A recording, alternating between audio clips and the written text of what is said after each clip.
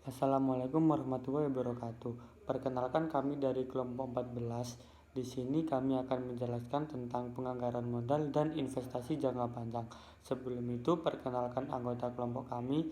Yang pertama saya sendiri Muhammad Noval Nurani, yang kedua Novi Rosita Anggraini, dan yang kedua Bunga Anggun Meganiata. Pengertian investasi jangka panjang. Investasi adalah komitmen atas sejumlah dana atau sumber daya lainnya yang dilakukan saat ini dengan tujuan untuk memperoleh sejumlah keuntungan di masa datang. Jones 2007 mengemukakan bahwa investasi adalah komitmen atas sejumlah dana untuk mengadakan satu atau lebih aset selama beberapa periode waktu di masa mendatang. Investasi akan dinilai dengan melihat kemampuan perusahaan akan menghasilkan laba yang lebih besar atau minimal sama yang disyaratkan oleh pemilik modal atau tidak. Jika penghasilan yang dihasilkan lebih kecil atau tidak memenuhi apa yang dengan pemilik modal, maka proyek investasi tersebut tidak layak untuk dijalankan karena tidak memberikan nilai tambah pada perusahaan. Investor perlu membuat dua jenis keputusan investasi, yaitu keputusan alokasi aset dan keputusan pemilihan keamanan aset. Pengambilan keputusan investasi dalam aktiva tetap disebut juga dengan keputusan penganggaran modal. Sementara itu, jika dilihat dari segi keterkaitan antar investasi, maka investasi dapat dikelompokkan menjadi dua, yaitu investasi yang bersifat saling meniadakan atau mutually eksklusif dan investasi yang independen. Independent project adalah proyek atau investasi yang berdiri sendiri, yaitu yang dalam penerimaan usulan investasinya hanya satu, sedangkan usulan proyek investasi yang lain tidak akan mempengaruhi atau menghilangkan kesempatan proyek yang lain. Apabila perusahaan hanya memiliki dana terbatas, maka perusahaan harus memilih salah satu dari usulan proyek investasi yang telah memenuhi syarat. Sedangkan jika perusahaan memiliki dana yang tidak terbatas untuk diinvestasikan, maka keseluruhan usulan independent project yang telah memenuhi syarat yang ditetapkan oleh perusahaan dapatlah diterima dan dijalankan. Sedangkan untuk mutually exclusive project adalah proyek-proyek yang mempunyai fungsi yang sama, sehingga apabila salah satu usulan proyek telah diterima, maka usulan proyek yang lain tidak diterima atau ditolak. Dalam artian di sini adalah kesempatan yang diperoleh oleh usulan-usulan proyek untuk dapat dijalankan relatif rendah karena hanya satu usulan proyek yang bisa dijalankan. Resiko investasi jangka panjang. Resiko pasar. Resiko ini terjadi karena adanya sentimen keuangan yang sering disebut dengan resiko sistematis. Hal-hal yang mempengaruhi resiko pasar diantaranya isu-isu politik, perubahan iklim politik, kerusuhan, dan resesi yang sangat mempengaruhi pasar. Risiko suku bunga. Risiko ini mungkin terjadi akibat nilai relatif aktiva berbunga seperti pinjaman dan obligasi yang memburuk akibat naiknya tingkat suku bunga. Resiko inflasi. Hal ini terkait dengan naiknya harga konsumsi yang menimbulkan daya beli turun dari masyarakat. Penyebabnya uang yang beredar terlalu banyak. Dengan adanya inflasi, nilai uang akan berkurang. Resiko likuiditas, yakni resiko yang diakibatkan oleh kesulitan menyediakan uang tunai dalam jangka waktu tertentu. Resiko falas. Pada investasi jangka panjang, resiko valuta asing merupakan resiko yang disebabkan oleh dinamika perubahan kurs di pasaran. Studi kasus dan problem solving investasi jangka panjang, metode payback period atau PP. Contoh, jika proyek tiap tahun sama, proyek B membutuhkan investasi sebesar 120 juta. Proyek diperkirakan 40 juta per tahun selama 6 tahun. Penyelesaian PP sama dengan 120 juta per 40 juta kali 1 tahun sama dengan 3 tahun. Metode payback. Proyek B membutuhkan investasi sebesar 120 juta. Proyek diperkirakan tahun 1 50 juta, tahun 2 50 juta, tahun 3 40 juta, tahun 4 30 juta, tahun 5 20 juta, dan tahun 6 20 juta. Penyelesaian outlast atau investasi 120 juta. Proyek tahun 1 50 juta per 70 juta. Tahun kedua 50 juta per 20 juta. PP sama dengan 2 tahun ditambah tanda kurung 20 juta per 40 juta tutup kurung kali 1 tahun sama dengan 2 tahun 6 bulan. Rumus metode net present value atau NPV. Metode net present value atau NPV. Metode net present value atau NPV merupakan metode untuk mencari selisih antara nilai sekarang dari proyek dengan nilai sekarang dari suatu investasi. Rumus sebagai berikut, di mana LO sama dengan nilai investasi, AT aliran kas neto pada periode T, R sama dengan diskon rate, T sama dengan jangka waktu proyek investasi. Baik, di sini ada contoh ya mengenai metode net present value atau yang disebut NPV. Ya, baik, contoh yang pertama yaitu proyek B. Proyek B membutuhkan investasi sebesar 120 juta. Prokes diperkirakan 40 juta setiap tahun atau per tahun ya, selama 6 tahun dengan rate of return 10%. Cara penyelesaiannya yaitu di sini tadi capital outlay-nya jadi dana investasi yang dibutuhkan adalah 20 juta. Nah, kemudian ditambah per tahun 40 juta dikali PVFA-nya diskon 10%. Dan tahun ke-6 adalah 4,355. Nah, di sini kita tinggal hitung, jadi hasilnya 120 juta ditambah 174 juta 212.000. Dan hasilnya berarti 54 juta 212.000. Berarti NPV-nya positif ya. NPV-nya positif yaitu 54 juta 212.000. Nah, contoh yang kedua yaitu contoh perhitungan jika profit per tahun tidak sama ya. Proyek B membutuhkan investasi sebesar 120 juta, tingkat bunganya 10%. Jadi profit tiap tahun berbeda, jadi aliran kas masuknya setiap tahun itu berbeda ya. Berarti kita tinggal memasukkan menggunakan cara yang NPV-nya tadi. Nah, yang di profit ini yang diperkirakan tahun pertama 50 juta, tahun kedua juga 50 juta, yang ketiga 40 juta, yang keempat 30 juta, yang kelima 20 juta, yang keenam 20 juta. Dan seterusnya kita bisa hitung satu persatu. Nah, di sini juga ada tabel yaitu tahun pertama, tahun kedua, tahun ketiga, tahun keempat, 5, 6. Kemudian ada diskon faktornya tadi ada 10% ya, diskon rate-nya. Berarti kita tinggal melihat di tabel PVIFA-nya itu 10%, diskon rate-nya dan waktunya 6 tahun. Kita tinggal lihat di tabel untuk tahun ke tahun yang ada di tabel. Misalnya 1 tahun pertama 0,909, yang kedua 0,826, yang ketiga 0,751, yang keempat 0,683 dan yang kelima 0,621, tahun ke-6 0,564. Nah, di sini ada profit atau aliran kas bersihnya ya. Di sini tahun pertama ada 50 juta, tahun kedua ada 50 juta, tahun ketiga 40 juta, 30 juta, tahun kelima 20 juta, dan tahun yang keenam juga 20 juta. Berarti tinggal present value dari profit, kita tinggal kalikan aja diskon rate-nya dengan profit atau aliran kas bersih dari tahun ke tahun. Ya, seperti yang di tabel ini. Tahun pertama yaitu 45 juta 450.000 dan seterusnya sampai tahun ke-6 11 juta 280.000. Nah, kalau sudah totalnya di sini ada total present value dari profit yaitu 160 juta 980.000, kita kurangkan dengan capital outlays-nya ya 120 juta, dan kemudian hasil NPV-nya ya 40.980.000.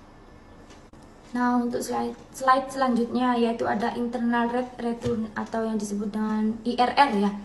Metode internal rate return yaitu metode internal merupakan metode penilaian investasi untuk mencari tingkat bunga yang menyamakan nilai sekarang dari aliran kas neto dan investasi. Pada saat IRR tercapai, maka besarnya NPV ya, yaitu sama dengan 0. Untuk itu, menghitung IRR perlu kita cari data NPV-nya, yang positif juga dan yang negatif. Baik, di sini ada rumus IRR ya, yaitu IRR sama dengan RK ditambah NPV RK dibagi PVRK dikurangi PVRB dikali RB dikurang RK ya. Di sini banyak RBRK ya. Nah, ini ada keterangannya masing-masing, di mana IRR itu yaitu internal rate of return, RK itu tingkat bunga terendah, RB tingkat bunga tertinggi, NPV RK itu tingkat bunga terendah, PVRK PV of proceed pada tingkat bunga terendah, PVRB itu PV of proceed pada tingkat bunga tertinggi. Nah, di sini perhitungan NPV dengan tingkat bunga 20% dan 30% ya.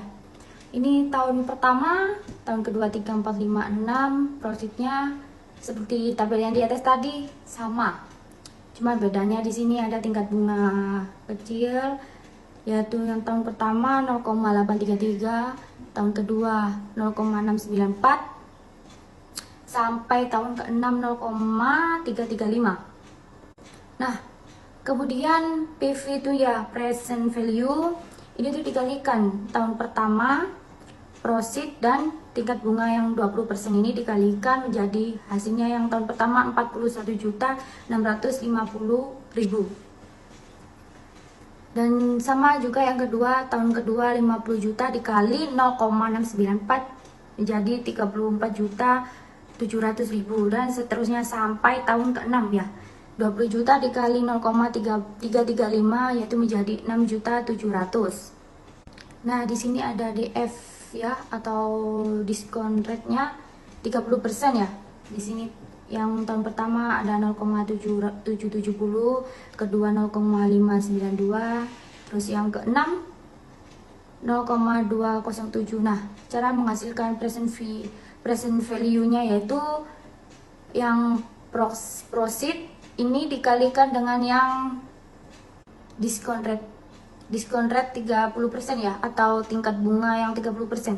Jadi proceednya 50 juta dikali 0,770 hasilnya 38.500.000 rupiah.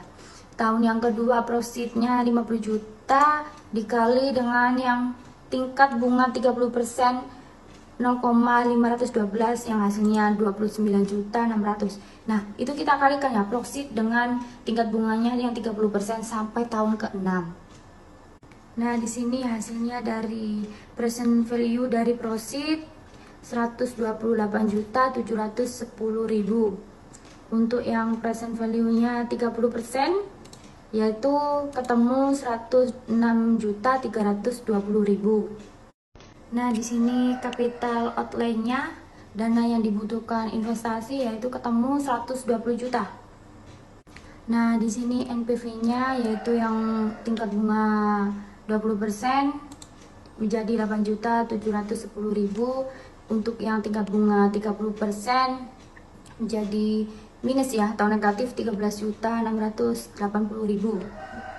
Baik, di sini ada selisih ya, tingkat bunga 30% dengan 20%, present value dari proceed yaitu 30% 106.320.000 dikurangi dengan present value dari outlays yaitu 120 juta dan menghasilkan NPV negatif atau minus ya 13.680.000. Untuk yang 20% 128.710.000 dari present value dari proceed dikurangi dengan present value dari outlays 120 juta menghasilkan 8.710. Nah, Untuk NPV-nya ini kita jumlah tingkat bunga 30% dengan 20% menjadi 22.390.000. Ini selisih 10% ya. Nah, ini IRR-nya yang rumusnya tadi ya.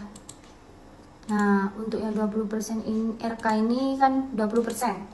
Ditambah NPV RK-nya 8.710.000 dibagi PVRK PVRB 128.710.000 dikurangi 106.320.000 dikali RBRK 30% dikurangi 20%, yaitu 20% ditambah 0,39389 dikali 10.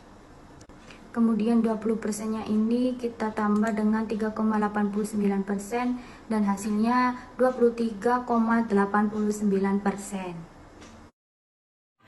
Penganggaran modal atau capital budgeting, ada beberapa istilah dasar yang harus dipahami dalam capital budgeting. Menurut Brigham and Hess tahun 2003, diantaranya adalah yang pertama, kapital menunjukkan aktiva tetap yang digunakan untuk produksi. Yang kedua, budget adalah sebuah rencana rinci yang memproyeksikan aliran kas masuk dan aliran kas keluar selama beberapa periode pada saat yang akan datang.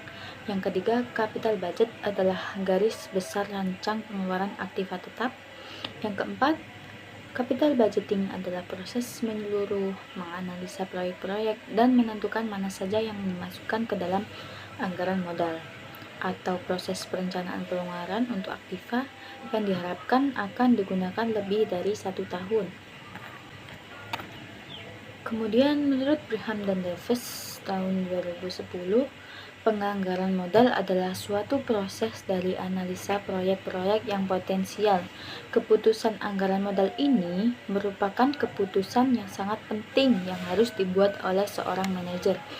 Kemudian sedangkan menurut Van Hom, Wachowicz mengemukakan bahwa penganggaran modal adalah proses mengidentifikasi, menganalisa, dan lebih dari 1 tahun. Proses ini penting dalam memberikan keputusan apakah proyek investasi layak dijalankan oleh perusahaan atau tidak layak dijalankan, sehingga dapat berakibat berhasil atau tidaknya perusahaan di masa yang akan datang. Kemudian penganggaran modal terdiri dari yang pertama, perencanaan proyek investasi dan perhitungan initial investment yang dibutuhkan dalam menjalankan suatu proyek investasi tersebut. Yang kedua, estimasi atau perkiraan arus kas baik keluar atau dalam pembelian aset yang akan diinvestasikan, dan arus masuk atau pendapatan yang akan diterima apabila proyek investasi tersebut dijalankan. Yang ketiga, evaluasi terhadap arus kas proyek, yakni pemilihan proyek terhadap usulan-usulan proyek yang ada. Kemudian yang keempat ada pengevaluasian kembali proyek investasi yang ditetapkan. Terdapat beberapa metode yang digunakan dalam mengevaluasi dan menilai proyek dalam penganggaran perusahaan. Antara lain yang digunakan dalam studi ini adalah payback period, discounted payback period, next present value, dan internal rate of return. Yang pertama, payback period adalah suatu metode perhitungan kelayakan investasi untuk menentukan periode waktu yang diperlukan untuk pengambilan dana yang dikeluarkan untuk tujuan investasi pada suatu proyek. Apabila payback period menghasilkan waktu 3 tahun 6 bulan, maka dana yang dikeluarkan untuk menjalankan proyek investasi atau initial investment akan kembali dalam jangka waktu 3 tahun 6 bulan. Yang kedua, discounted payback period, yakni memperhitungkan arus kas yang telah terdiskonto, yaitu dengan mengikut sertakan pembayaran bunga di dalamnya, sehingga arus kas yang dihitung benar-benar sudah dalam keadaan diskonto. Yang ketiga ada NPV, yakni metode perhitungan kelayakan investasi dengan memperhatikan time value of money. NPV merupakan selisih antara nilai sekarang dari cash flow dengan nilai sekarang dari investasi. perhitungan NPV, yaitu dengan cara menghitung present value dari cash flow dengan rate tertentu yang kemudian dibandingkan dengan present value dari investasi. Jika selisih antara PV dari cash flow lebih besar, berarti terdapat NPV positif. Artinya, proyek investasi adalah layak, tetapi bila didapatkan NPV negatif, maka proyek tersebut tidak layak dijalankan. Kemudian IRR yaitu mencari discount rate yang dapat menyamakan antara present value dari aliran kas dengan present value dari investasi. Tingkat discount rate yang digunakan pada IRR adalah yang dapat menyamakan PV of cash flow dengan PV of investment. Selain memperhitungkan dari arus kas perusahaan atau estimasi arus kas, setelah proyek investasi dijalankan, perusahaan harus memperhitungkan juga biaya modal yang berhubungan dengan penggunaan modal dalam proyek investasi tersebut. Jika menggunakan modal dari dana sendiri keseluruhan, maka memperhitungkan opportunity cost dari modal tersebut, yaitu apabila dana tersebut berasal dari laba yang ditahan atau retained earning, maka rate of return, tingkat pendapatan yang diharapkan diterima oleh para pemilik perusahaan atau investor. Jika mereka menginvestasikan dana mereka sendiri, ataupun rate of return yang diharapkan diterima dari saham atau expected rate of return on stock, biaya penggunaan modal yang berasal dari laba ditahan tersebut, cost of retained earning. Apabila modal berasal dari hutang bank, maka harus memperhitungkan biaya bunga yang ditimbulkan, yaitu bunga yang telah ditentukan dari pihak bank yang bersangkutan. Apabila perusahaan menggunakan beberapa sumber modal, misalnya menggunakan modal dari dana sendiri dan hutang bank, maka biaya modal yang dihitung adalah biaya modal rata-rata tertimbang atau weighted average cost of capital dari seluruh modal yang digunakan. Konsep biaya modal ini dimaksudkan untuk menentukan besarnya biaya nyata atau real dari penggunaan dan dari masing-masing sumber dana. Dari biaya modal secara individual tersebut digunakan menentukan biaya modal. Kemudian studi kasusnya. Penganggaran modal yang dikembangkan dan dilaksanakan secara efektif dapat membantu dalam mencapai tujuan ekonomi. Namun apabila terdapat kesalahan dalam pengambilan keputusan, dapat menyebabkan masalah serta berdampak besar bagi perusahaan. Lalu bagaimana pengaruh bagi perusahaan apabila terjadi kesalahan dalam penganggaran modal? Kemudian problem solvingnya. Dari permasalahan tersebut, tentu saja jika kesalahan penganggaran modal terjadi berulang-ulang, perusahaan akan mengalami kebangkrutan dan akan banyak biaya yang dikeluarkan. Kemudian cara mengatasi hal tersebut yakni dengan merevisi anggaran yang telah dibuat dan mengevaluasi kembali di bagian mana terdapat kesalahan tersebut. Dari tim penyusunkah atau salah dari penentuan tujuannya? Apabila salah dari penyusunan, maka bisa diganti. Begitupun jika terdapat kesalahan di tujuan.